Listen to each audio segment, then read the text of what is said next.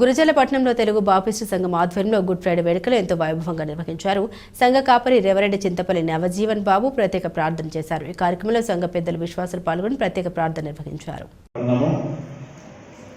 యోహాను సువార్త 19వ అధ్యాయము 28వ వచనము కుమారి జనగా ప్రేమలత సమయంలో ముందుకు వచ్చి చదివి వినిపించవలసిందిగా ఆహ్వానిస్తున్నా. యోహాను సువార్త 19వ అధ్యాయము 28వ వచనాన్ని ఈ సమయంలో చదవగలదా? పలికిన 7 మాటలలో 5వ మాట పరిశుద్ధ బైబిల్ కొత్త నిబంధన గ్రంథంలో నుండి యోహాను సువార్త 19వ అధ్యాయం 28వ వచనం. సమయంలో తల ఉంచుదాం, ప్రార్థించుదాం. శ్రీమతి కత్తి నిర్మల గారు వాళ్ళను ప్రార్థనలు నడిపిస్తారు. తల ఉంచుదాం, ప్రార్థనలో మనము ఏకీభవించుదాం.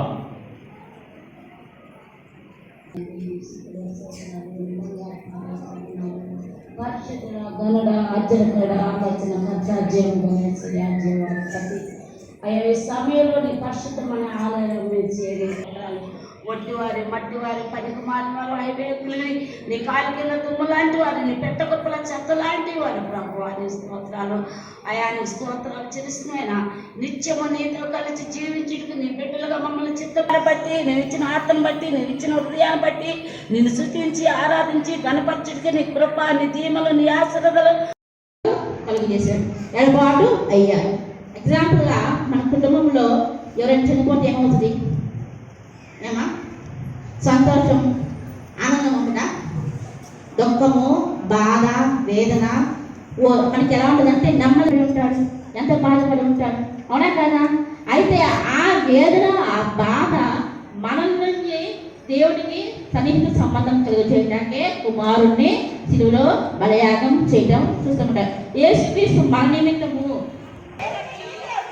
మనం ఆయన యందు దేవుడి నీతి అయినట్టు అంటే యేసుక్రీస్తు తండ్రితో ఎడబాడిన కారణం ఏంటంటే మనము కూడా నీతి కలిగి జీవించాలని. ఎలాగా? నీతి కలిగి జీవించాలని అంటే క్రీస్తుని తండ్రికి ఎడబాటు కారణం ఏంటంటే మన నిమిత్తమై మనము కూడా ఆయనలాగా పరిస్థితి కలిగి నీతి కలిగి జీవించాలని ఎడబాటుకి కారణమైంది అనమాట. ఎడబాటుకి గల కారణాలు ఏంటంటే ఒకటి మనం నీతిమంతులుగా అవడానికి, రెండోది మనకు విమోచన విడుదల.